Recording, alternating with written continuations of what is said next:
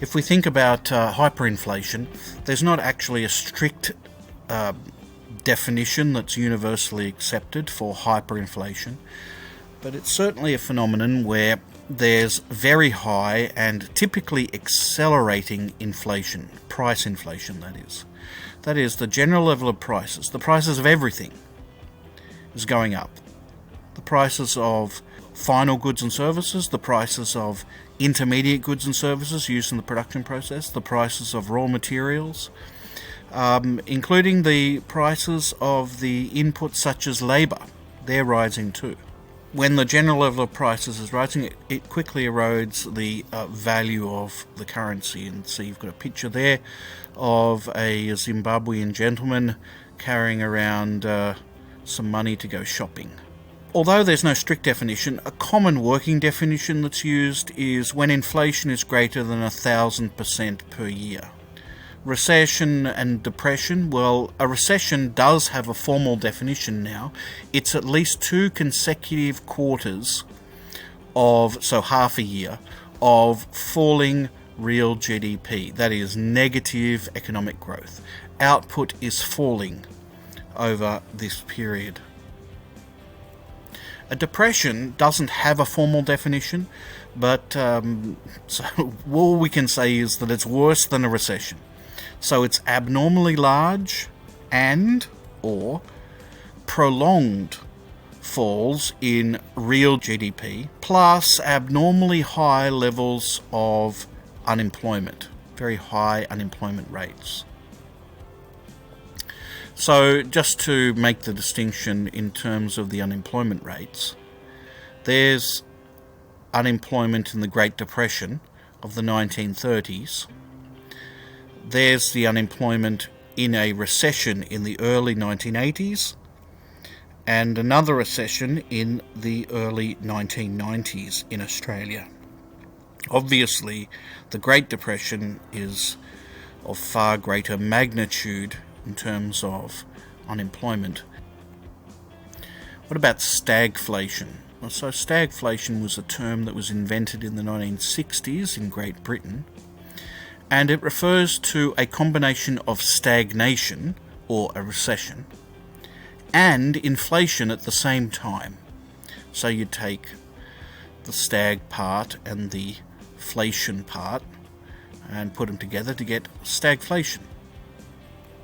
So this is where the costs of production in the economy rise, and at the same time aggregate demand for goods and services falls. This occurred in the mid to late 1970s and in the early 1980s.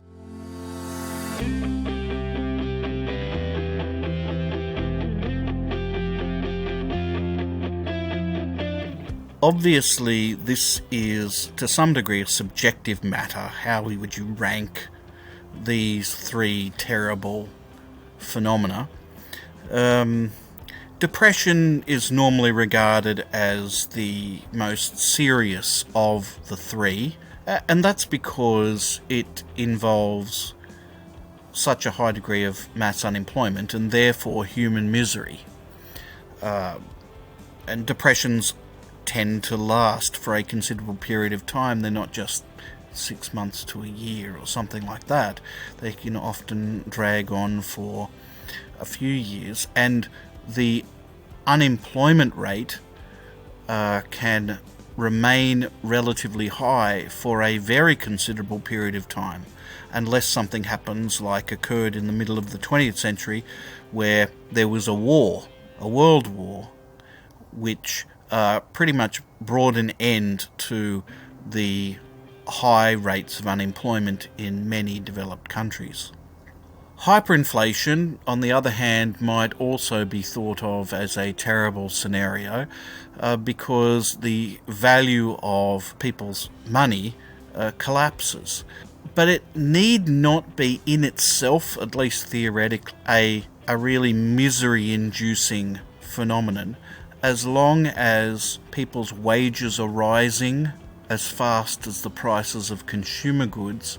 Also, in real life, what very often happens is that people switch to another currency. They just stop using their own local currency and they switch to an alternative currency if they can. That happened in Zimbabwe. But nonetheless, hyperinflation is, generally speaking, in the real world, a terrible phenomenon, not just because of the hyperinflation itself, but because it's often accompanied by, and perhaps leads to, recessions. Which brings us to our third scenario, which was stagflation. Theoretically, stagflation would be the worst, because it's a combination of high inflation and negative economic growth, and therefore mass unemployment. However, in practice, in the examples that we've seen in the world, it's probably the least bad of the three. And just to give you an example, this period here, in the early 1980s, late 1970s, early 1980s, that's a recession that occurred there. But it was also a period of stagflation. And you can see that the unemployment rate doesn't reach the spectacular heights of the Great Depression by any stretch of the imagination, nor even the recession we had to have, in inverted commas, in the 1990s.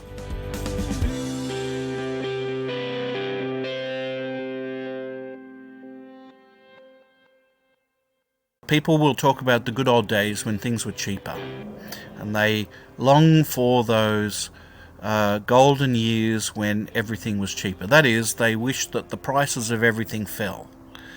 And that would be good, because then we could all afford to buy more and be better off.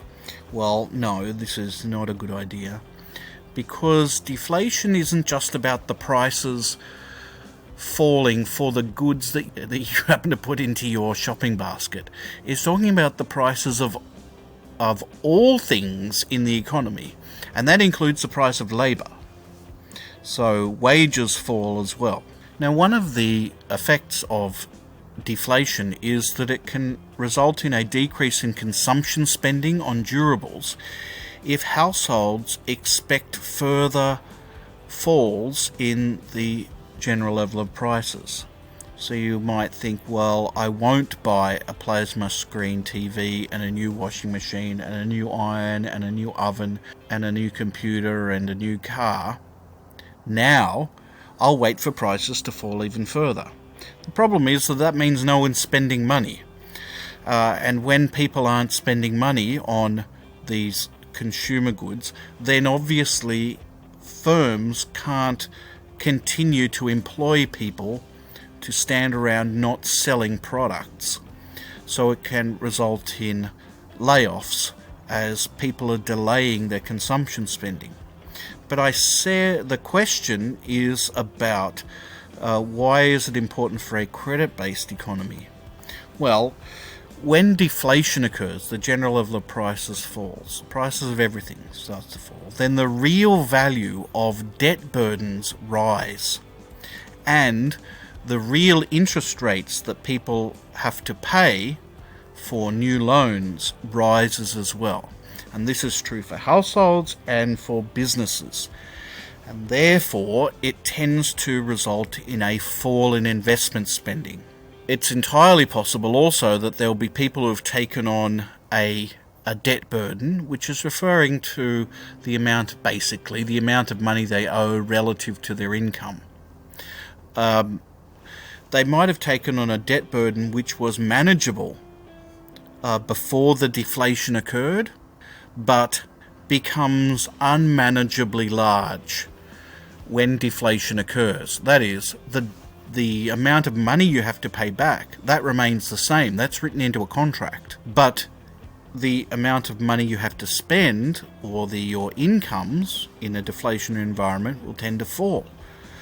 So it's entirely possible that there will be a number of households, for example, that have taken on debt burdens, and businesses as well, who've taken on debt burdens in a deflationary environment, no longer are viable. And those households and businesses could conceivably be bankrupted. They'll default on their loan. If that's happening economy-wide and you have too many defaults on loans, then banks themselves are in danger of becoming insolvent.